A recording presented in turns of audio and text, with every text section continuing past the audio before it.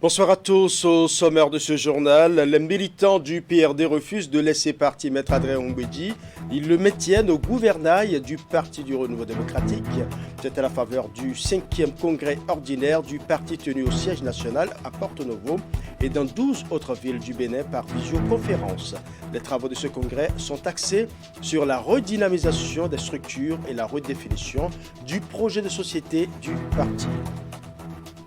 Dans ce journal, nous parlerons également de la 14e rencontre annuelle de l'Association des rois des aires culturelles, Koura, Kotokoli et Ani Araka. Une association mise en place depuis 2018 pour persévérer et perpétuer les valeurs culturelles et identitaires Koura, Kotokoli et Ani. Pour cette édition, c'est à Nioro Colina que les têtes couronnées et garants de la tradition de ces trois aires culturelles se sont retrouvées ce samedi. À Cotonou, les fêtes s'annoncent moroses au regard de la fadeur de la ville. À quelques jours des fêtes, Cotonou peine à briller de 1000 couleurs comme elle en a l'habitude. La décoration des grands carrefours s'effectue très timidement et cela n'est pas du goût des populations. Dans ce journal, vous suivrez les observations des Cotonois. Voilà pour les titres. Mesdames et messieurs, à nouveau, bonsoir. Le Parti du Renouveau démocratique PRD a tenu son 5e congrès ordinaire à son siège national à Porto Novo et dans 12 autres villes du Bénin par visioconférence. Les travaux sont axés sur la redynamisation des structures et la redéfinition du projet de société du parti. L'objectif de cette remobilisation de la troupe, c'est de baliser le terrain pour les prochaines consultations électorales. Suivant. Bilan des 4 dernières années, relecture des tests, restructuration des organes du parti, voilà les principales tâches assignées à ce 5e congrès ordinaire du Parti du Renouveau démocratique.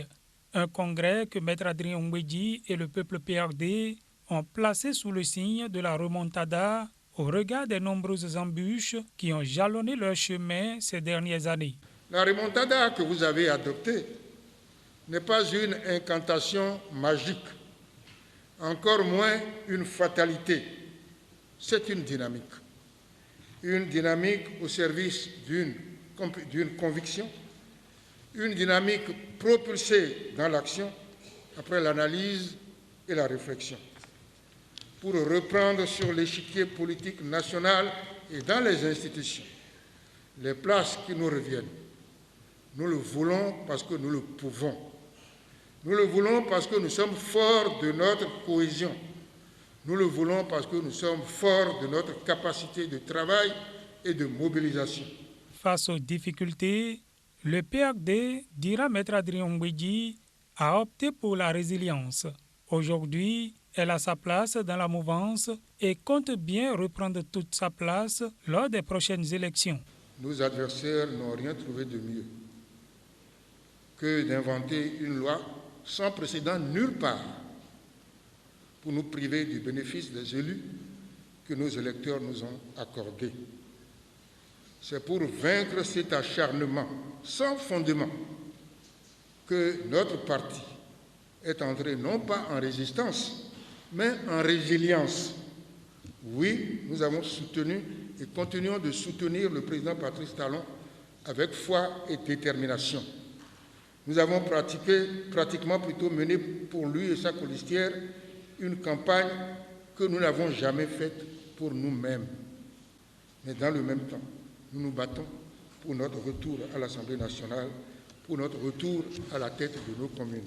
En démocratie, chacun doit occuper la place que lui accorde le suffrage des électeurs. À la tête du PRD depuis 32 ans, Maître Adrien Ngwedji pense de plus en plus à la retraite. Il ne l'obtiendra pas cette fois-ci.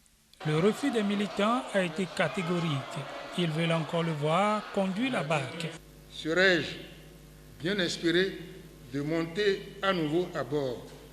Si oui, aurais-je encore la force de tenir le gouvernail? Oui, chers camarades. Les prochaines élections législatives constituent le prochain challenge pour les militants du PRD qui comptent tout mettre en œuvre à partir de ce congrès pour en sortir victorieux.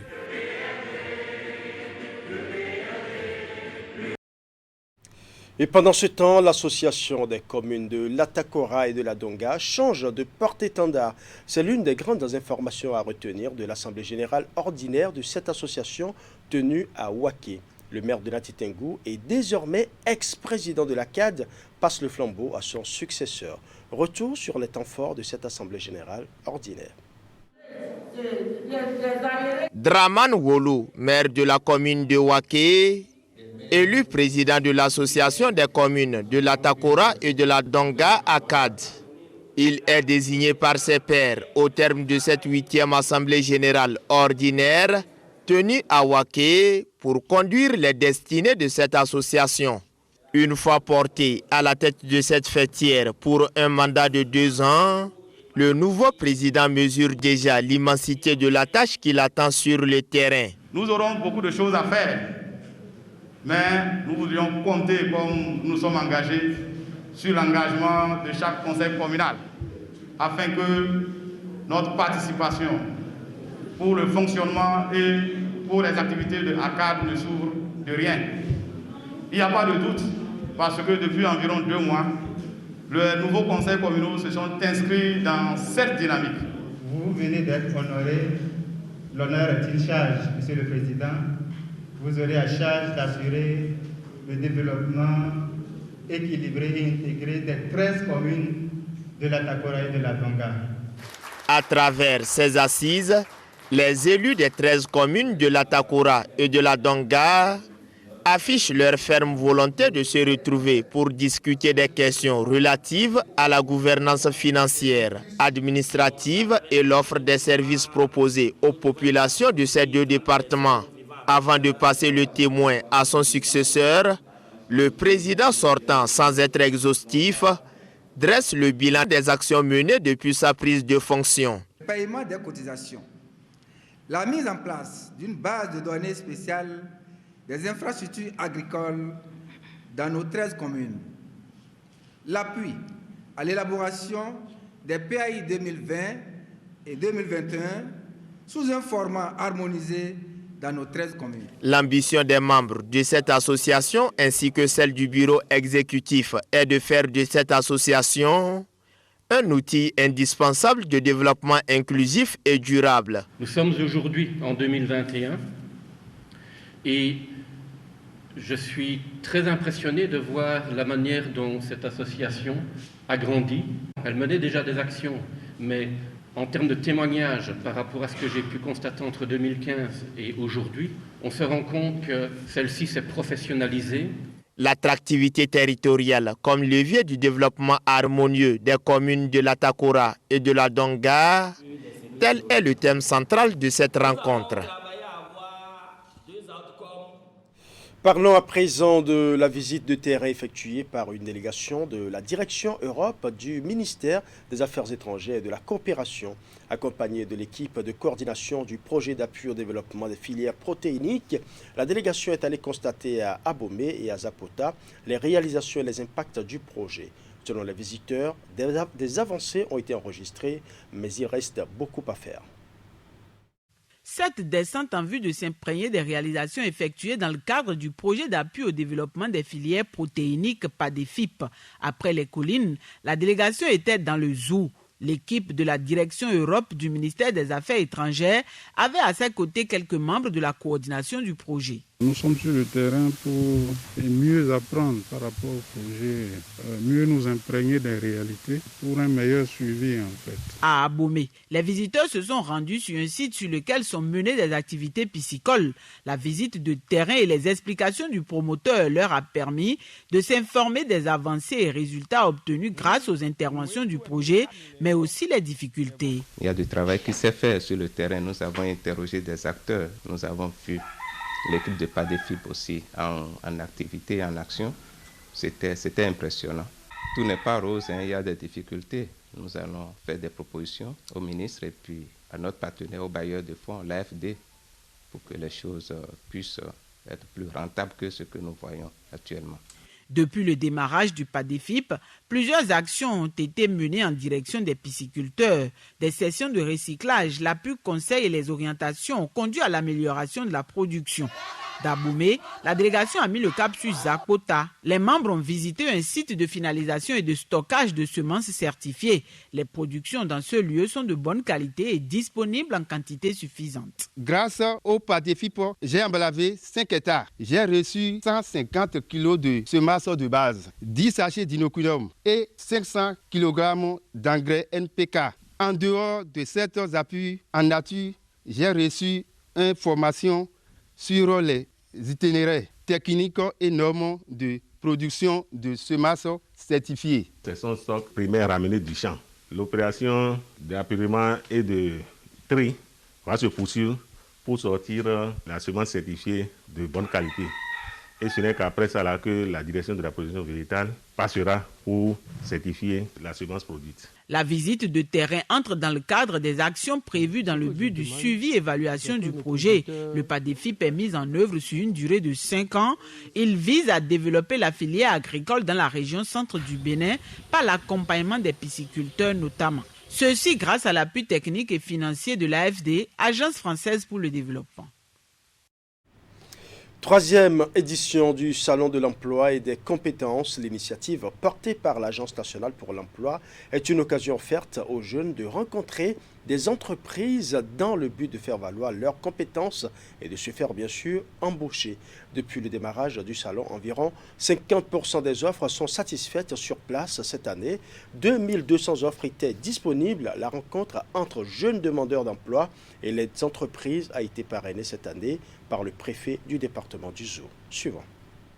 Après Parakou l'année dernière, c'est Boycon qui accueille cette fois le Salon de l'emploi et des compétences. L'événement est à sa 3e édition. Il a été pensé et décidé par l'Agence nationale pour l'emploi, ANPE. C'est un espace offert à des jeunes pour rencontrer plusieurs entreprises prêtes à recruter. Chers jeunes, je sais que vous êtes stressés. Je sais que vous avez peur. Parce que dans la salle, les jeunes que vous avez sont les candidats aux offres, aux 2200 postes qui sont offerts. Je sais que vous êtes inquiets, mais rassurez-vous, avoir son emploi est quelque chose de déterminant dans la vie d'un jeune, mais soyez confiants. Rassurez-vous, vous avez postulé pour des postes, les chefs d'entreprise vont vous interroger, rassurez-les de ce que vous êtes capable d'occuper le poste et que vous pouvez leur donner satisfaction. Ayez confiance en vous-même. Dans tous les cas, l'ANPE vous a accompagné. On vous a montré comment il faut se comporter devant un chef d'entreprise pour décrocher son emploi. Appliquez les consignes et les conseils qui vous ont été donnés et vous pourriez partir aujourd'hui même avec un contrat pour l'emploi, un contrat de vie. Face à la problématique de l'emploi, cette initiative parrainée par monsieur le préfet du département du Zou nous réconforte à plus d'un titre. Et le choix de la commune de Boycon nous réconforte encore davantage. En tout cas, mon souhait est que les jeunes de Boycon et des autres communes du département du Zou quittent assez vite et définitivement leur statut de sans-emploi ou de sous-emploi. Dans ce contexte, l'aventure entre jeunes demandeurs d'emploi et les entreprises annoncées dure une journée. Depuis 2019, le nombre d'offres et l'intérêt pour le salon s'est accru. De 1700 offres à la première édition, les organisateurs en 2020 ont enregistré 1720 offres contre 2200 cette année. En vue de réduire le taux de chômage, l'ANPE s'emploie à élaborer des stratégies dont le présent salon. Il permet aux jeunes de pouvoir, sans l'aide d'un intermédiaire, essayer de révéler leurs compétences, de convaincre les entreprises qu'ils sont les meilleurs pour postuler au poste à pouvoir. Ce que nous avons aujourd'hui, c'est la manifestation de ce que les entreprises ont des besoins de compétences humaines pour pouvoir se développer plus. En face, nous avons besoin des jeunes qui soient en capacité de montrer qu'ils sont compétents, qu'ils peuvent servir dans ces entreprises.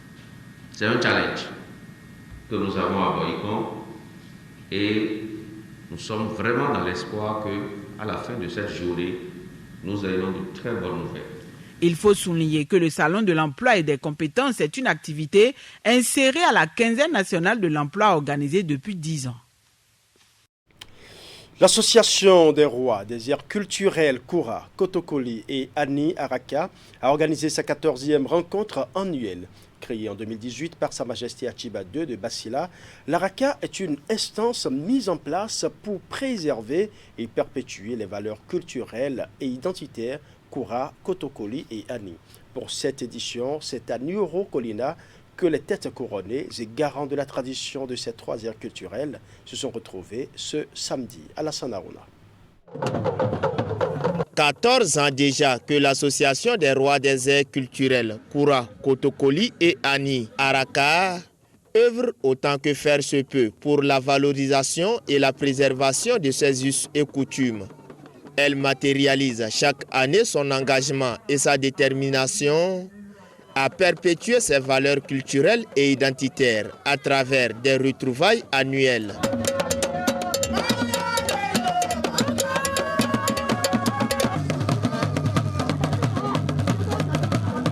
Pour l'édition 2021 de cet événement qui promeut aussi la paix et la concorde, c'est Nyoro Kolina, un village de l'arrondissement de Penesolo, commune de Basila, qui a abrité ce samedi 18 décembre les festivités culturelles.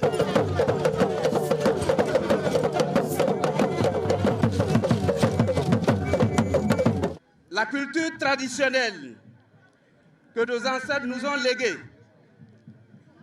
doit être prise comme un noyau autour duquel l'espoir pour la vie en abondance et en épanouissement règne. Rendez-vous culturel et identitaire, l'Araka symbolise aussi l'union, la fraternité et la solidarité agissante entre les filles et fils des aires culturelles Koura, Kotokoli et Ani du Bénin et du Togo. Je demande l'implication de chacun ici présent à s'impliquer dans la promotion du vivre ensemble pour relever les défis de paix et de développement dans l'aire culturelle Ani, Kotokoli et Koura en particulier et entre nos 2 États en général.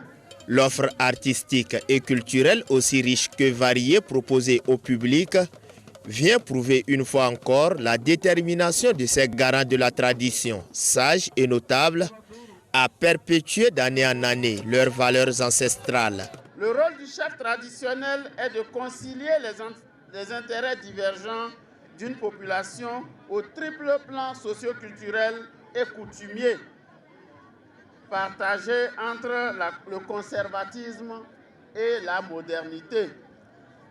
En dépit de tout ceci, le pouvoir traditionnel a un rôle important dans la sécurisation des espaces aux côtés du pouvoir moderne, grâce surtout au concept de la coproduction de la sécurité en cours d'implémentation dans nos pays. Gardiens des coutumes et des temples, ces chefs traditionnels militent aussi en faveur de la sécurité et du bien-être des populations. Voilà pourquoi, en marge des festivités culturelles, ils ont, à travers plusieurs messages et communications, sensibilisé les populations à aller se faire vacciner. Donc aujourd'hui, la vaccination commence à partir de 12 ans jusqu'à... Après le rendez-vous manqué de l'année dernière, la 2e édition de Non-Vie Rontonhoué s'est tenue cette année. Les manifestations organisées par l'association Dogissimi visent à resserrer les liens d'amitié et de fraternité entre les membres amis de ce regroupement et les sympathisants. Plusieurs activités ont meublé les 3 jours de retrouvailles sanctionnées par des recommandations formulées lors de l'Assemblée générale ordinaire de l'association tenue à l'occasion. Imet Elena Moussou pour plus de précisions. Un concert animé par des artistes humoristes et musiciens. C'est la phase récréative de la 2e édition de Non-Vie Rontonhoué. Au nom de l'amitié, de la fraternité et du partage, filles et fils d'Abomey, membres et sympathisants de l'association Dogissimi sont une fois encore en fête.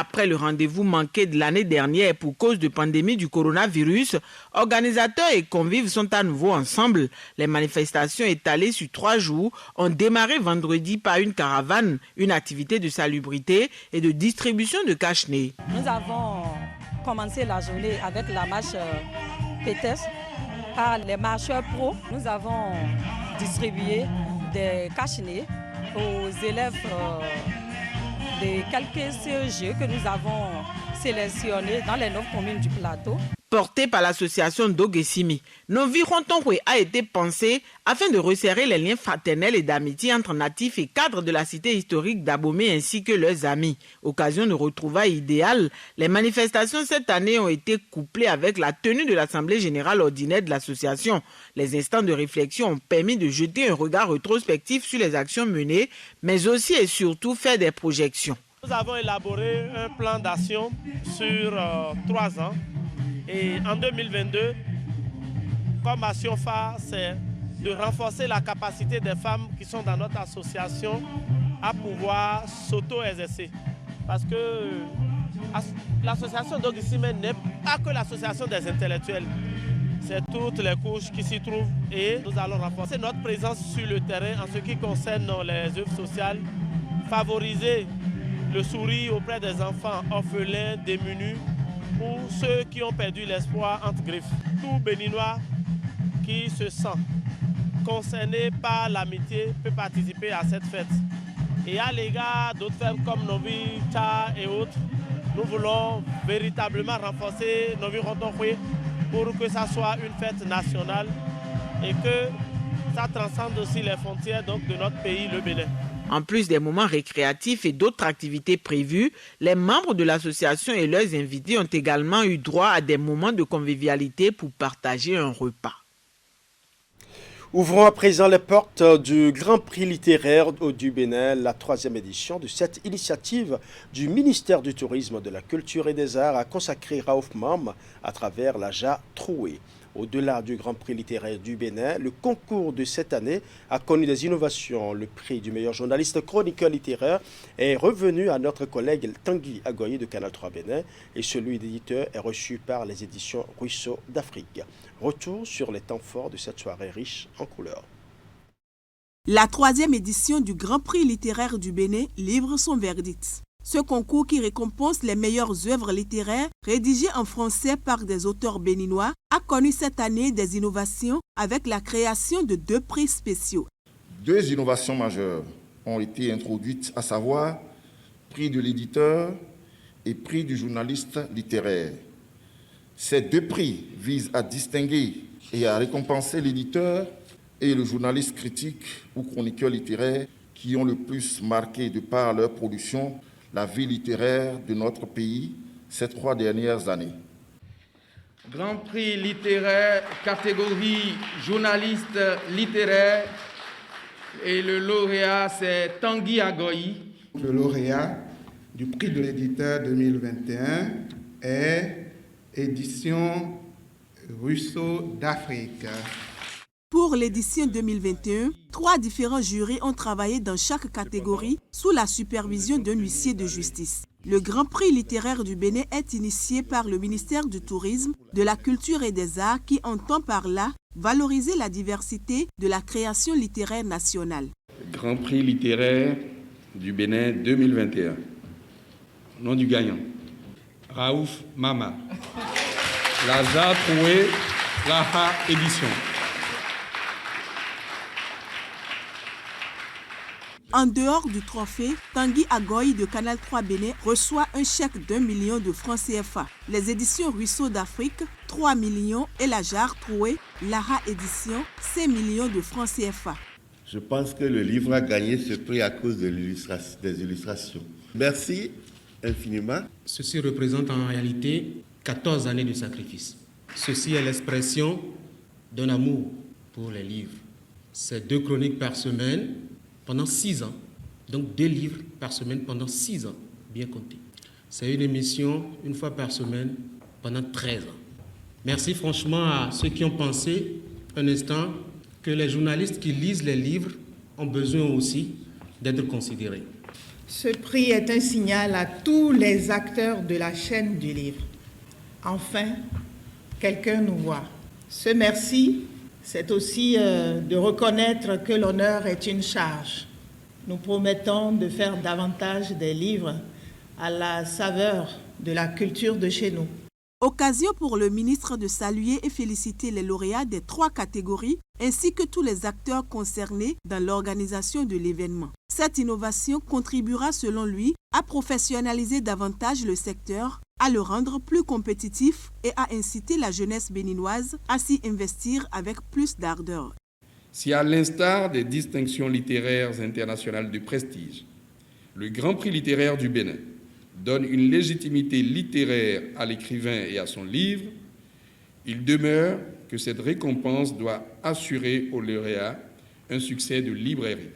C'est ce à quoi nous allons désormais mieux œuvrer, ensemble avec les acteurs du secteur, pour créer et entretenir une ferveur autour des publications primées et une saine émulation au sein de l'industrie du livre, afin que ces dernières soient vendues à des milliers, voire à plusieurs centaines de milliers d'exemplaires comme ailleurs. Le rendez-vous est d'ores et déjà pris pour la 4e édition du Grand Prix littéraire du Bénin qui aura lieu en décembre 2022. Ceci avec beaucoup plus d'engagement au service de la promotion du livre au Bénin. Je l'annonçais en début d'édition, les Cotonoises et Cotonois ne ressentent pas encore les couleurs des fêtes de fin d'année. À leurs yeux, la traditionnelle décoration des grands carrefours de Cotonou, qui est un indicateur, annonciateur bien sûr, des fêtes affiche un grand retard au compteur. D'habitude, à cette date du mois de décembre, Cotonou brille aux 1000 couleurs. Tel n'est pas le cas en ce moment. Les travaux de décoration sont en cours timidement et cela n'est pas du goût des populations. Reportage. Quelques jours nous séparent encore des fêtes de fin d'année et le visage que présente Cotonou, ville phare du Bénin, n'est pas encore celui qui annonce les couleurs. Le traditionnel exercice de décoration des grands carrefours n'est pas encore totalement à l'ordre du jour. Ici, au carrefour Place des Martyrs, l'exercice est en cours. À l'intérieur de cette clôture de circonstances, le chantier, quoique imposant, vient de commencer et laisse transparaître en hauteur, forme et couleur. Ce retard n'échappe pas aux Cotonoises et Cotonois. Non, par rapport à l'année passée, je ne remarque pas encore des décorations, tout et tout. Mais il y a un peu de retard pour le moment. Bon, c'est que tout ça doit faire. Si au carrefour Place des Martyrs, un début de décoration est perceptible, au carrefour Bon Pasteur, des anciennes affiches s'observent encore sur la façade de l'édifice dans un décor triste. Et ce n'est pas le plus surprenant. Sur ce carrefour stratégique, rien ne montre visiblement que pour les fêtes de fin d'année, la décoration sera au rendez-vous. Voilà, les fêtes ne sont pas si loin, mais je constate que tous les carrefours ne sont pas encore embellis, quoi. Vous voyez, par rapport aux autres, par rapport aux années précédentes, on voit que par carrefour, il y a même des affiches de jeux des enfants, tout ça. Donc je constate que à la part de cette fête, par exemple, tous les carrefours ne sont pas encore décorés. Bon, on ne sent même pas la fête du jour, on ne sent pas. Par rapport aux années précédentes, on ne sent pas. On ne sent pas. Bon, je ne sais pas si c'est les derniers moments que cela va susciter. Je ne sais pas. Pour le moment, personnellement, moi, je ne remarque rien. Je ne sais pas. Et sinon, avant, ce n'était pas comme ça. Ce n'était pas du tout comme ça. On sent même 3, 4, d'abord dans le mois de décembre, on sent déjà les mouvements concernant la fête. Mais aujourd'hui, tout est comme ça, je ne sais pas. Sika Toyota, un autre grand carrefour de la ville de Cotonou, n'a toujours pas fait sa toilette traditionnelle d'avant les fêtes. Un peu plus loin, le carrefour Stade de l'Amitié offre un décor timide. Que la mairie de Cotonou dans la manière plus vite décorer les carrefours pour que cela annonce brièvement la beauté de la fête. Si on peut donner une belle image de notre ville de Cotonou comme dans les années passées, ça serait une bonne chose pour montrer au moins que c'est la ville capitale et la ville économique du Bénin quand même. Ça anime la fête en fait quoi. En soirée, pour l'instant, Cotonou donne l'image d'une ville sans éclat et sans animation lumineuse. Voilà, ce sera tout pour ce journal. Merci pour votre aimable attention. Bonne soirée chez vous.